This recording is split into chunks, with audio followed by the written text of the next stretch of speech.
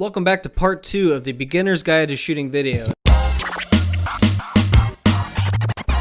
If you missed part 1, we went over cameras and lenses. Make sure to check that video out so that you know where the starting point of all this was. Can't have footage without cameras. The next important step beyond that in part 2 that we're going over is audio and lighting. Audio is so vital to your videos that you should be looking at it as almost just as important of a piece as having your footage to begin with at all, because if you have footage but you have poor audio, your video is going to suck. So I'm going to go over the different types of mics, the different audio that you can be using, and how you should be using it in this video. First things first, the audio that I'm using for this video is from this NT USB Rode mic. Rode and Sennheiser are my favorite brands, and that's what I have here. Rode makes amazing equipment. They're kind of the industry standard with a lot of this stuff. This is my studio mic that I have mounted on my desk. It has a nice pop filter here. Pop filter is to lessen the harshness of when you say your P's, for example, pop, pop, pop, or any kind of hard cutting. It's really going to make your editing life easier, not just your audio sounding better. This is the USB version, so you can plug it directly into your computer. I put my audio right into GarageBand. I shoot it separately from my footage, and then I take the two, footage and the audio, and I combine them in Final Cut Pro for my final product. If you're starting a Twitch channel, if you're only going to be shooting videos in your studio, this is really the only mic that you need. It's what I use every time that I shoot an in-studio video like this. Beyond that though, there are a lot of real-world mics that go outside the studio that you're going to need for different reasons. When we went over the lenses, you don't need all those lenses. But these mics that I'm going to be going over right here, if you're going to be doing any kind of video on a serious level, you're going to need all of these different mics. This mic that I have right here attached to this little tripod thing here is, it's a shotgun mic. It's a teeny tiny shotgun mic. It's hard to even see because it has this windscreen on it. Windscreens are absolutely vital, by the way. I'll go over that in a little bit. But this mic is plugged right in to the mic port on your camera.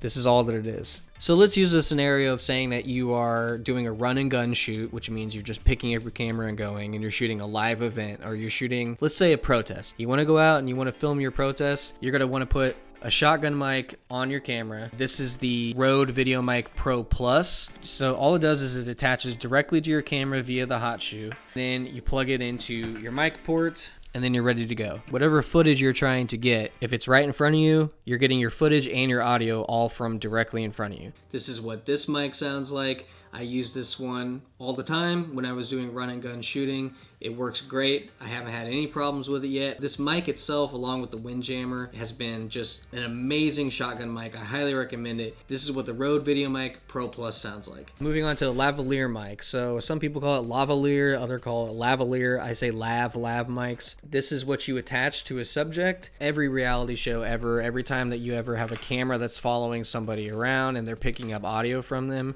if you've ever wondered how they're facing away from the camera, but they're picking up the audio super clearly, it's because they have one of these attached to them. So this is the pack. The audio levels are on there. And so you attach this part to the top of your camera. If you have a cage for your camera, you attach it to that. Attach it into your mic port. Turn it on. This is the mic that you attach to your subject.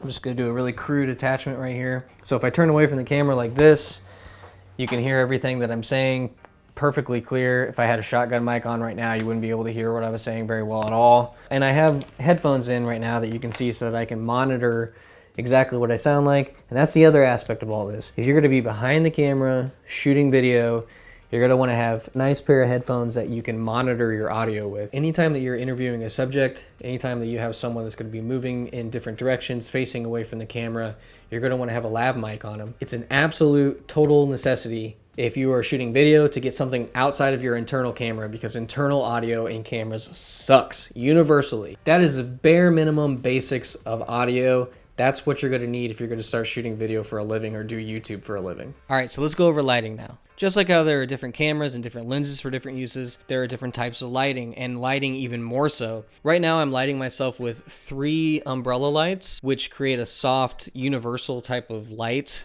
They spill light across the whole room as opposed to aiming it directly at one source. All that is one of these things. It's a simple LED light, and there are different types of options for that. And it's literally an umbrella. So it creates a nice soft light. It's the perfect type of light for doing a studio video like this. Then you can move on to something like this. This thing has 7 LED lights in it. that cranks up to a really high, it blows everything out. I'm completely blown out when I look into the camera. It blows out everything that you're pointing it at. You're going to want some kind of diffuser on it. You can have an umbrella, you can have a softbox. Lights like this are necessary if you need to light a subject from far away, if you need to bounce light off of a wall. And this is a softbox. This is a small dinky softbox that I got for this LED light panel. You can turn the light from warm to a bright white. I mean, it's great for certain things. Or if you're doing makeup tutorials, for example, you might want to get a ring light. So the ring light, as you know, is just literally an LED ring of light.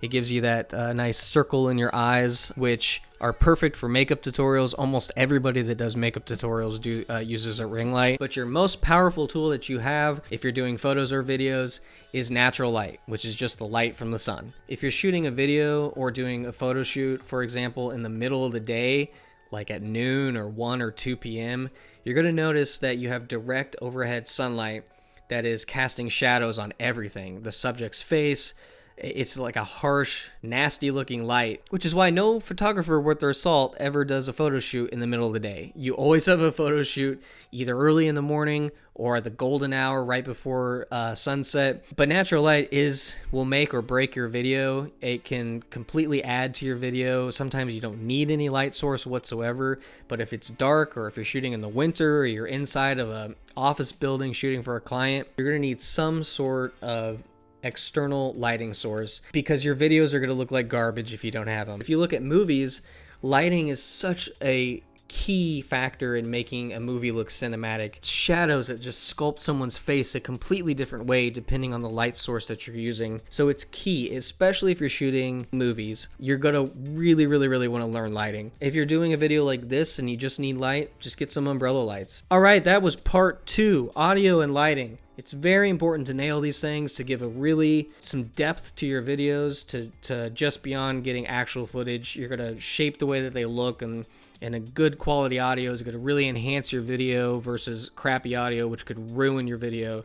So these are key important things to have for beginning shooting video. In the next video, I'm going to be going over ancillary stuff like tripods and sliders and all those type of good things. So thanks for watching. Don't forget to subscribe and stay tuned for part 3.